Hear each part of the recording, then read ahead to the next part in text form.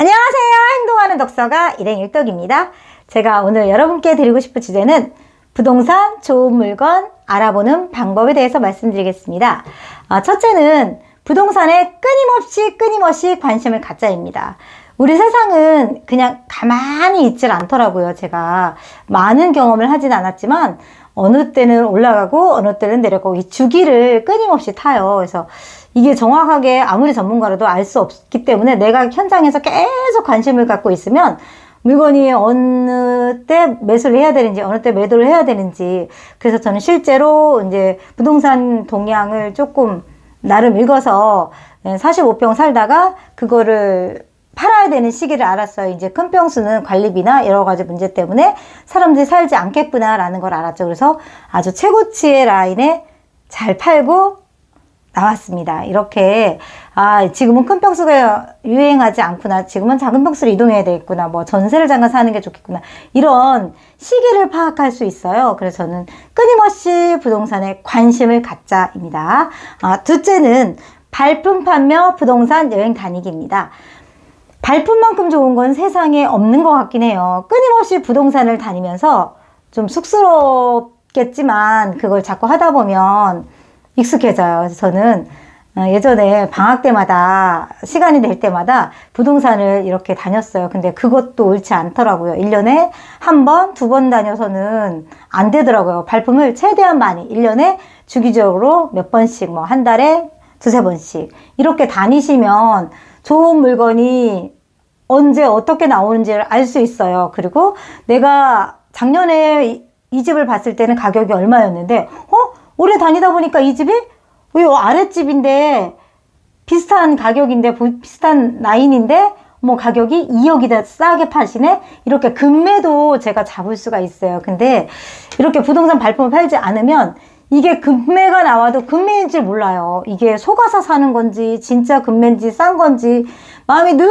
불안한 거죠, 발품 안 팔았을 때는. 그래서 저도 집에서 재작년에 책을 1년 내내 읽고 강의를 들을 때 듣고 나서, 그리고 이제 발품을 팔기 시작했을 때 정말 불안했어요. 왜냐면 전 재산을 걸고 건물을 사야 되는데 뭐 이걸 봐도 불안하고 저걸 봐도 불안하고 이걸 봐도 불안하고 매일매일 불안한 거, 하루에 10개씩 보는데 매일 뭐 어떤 게 정답이 없더라고요. 어떤 걸 사야 될지를 몰라서 정말 죽을 만큼 힘들었던 것 같아요. 매일 불안 초조에 시달렸어요.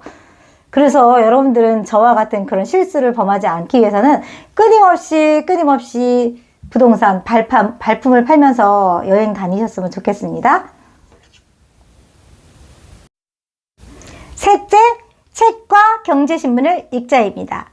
책이라는 것은 그 분야의 부동산을 자기가 실제 경험해서 쓴 책들과, 또는 부동산 전문가분들 뭐 이런 또 시대의 흐름에 따라서 어떻게 변하는지, 뭐 부동산 상식, 돈이란 뭔지, 화폐란 뭔지, 이렇게 세상이 흘러감과 동시에 세상이 어떻게 유행하는지, 어떻게 변할 것인지를 미리 예측할 수 있더라고요. 그리고 끊임없이 내가 안주하지 않는 것 같아요.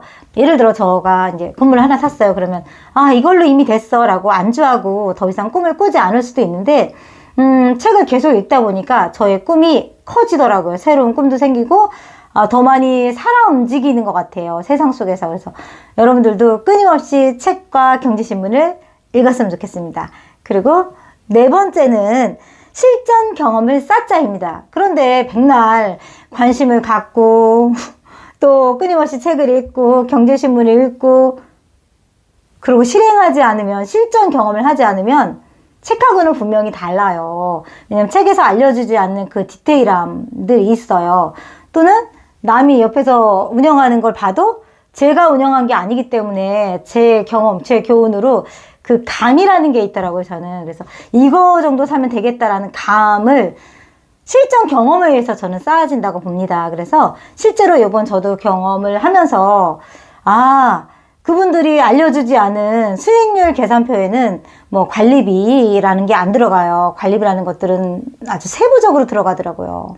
실제로 내가 임대료를 얼마만큼 받을 수 있는지가 정확하게 산출이 됩니다. 그래서 욕심을 안 내야 되겠다라는 그런 마인드 컨트롤도 되고요. 실전 경험을 하다 보면 함께 살아가는 사회구나. 왜냐면 부동산 중개 수수료도 더 많이 나갈 수도 있고, 뭐 법정 수수료보다 뭐 여러 가지 경험들을 겪게 돼요. 뭐 청소비도 더 많이 나갈 때도 있고, 공실이 뜰 때도 있고, 여러 가지 경험들을 실전에서 쌓다 보면 다음번에 결정할 때도, 아, 이 정도로 유지된다면 뭐 2개도, 3개도 뭐 끊임없이 도전해서 내가 부자가 되겠구나라는 생각을 합니다. 그래서 저는 실전 경험은 꼭 필요한 것 같아요. 그래서 저도 제가 경험한 걸 따라서 제가 경험한 걸 친구들이 보니까 저는 이미 작년에 불안 초조를 겪었는데 저 지인분들은 그 불안 초조를 제가 대신 겪음으로써 그냥 그런 부분이 훨씬 더 줄여줄 수 있는 것 같아요. 저만큼은 아닌 것 같아요. 여러분들도 끊임없이 부동산에 관심을 갖고 발품 팔아서 물건 보는 안목을 키우시고 책을 읽어서 세상이 어떻게 변화가는지를 아시고 실전 경험을 통해서 여러분도 부를 축적해 나가시길 바라겠습니다. 감사합니다.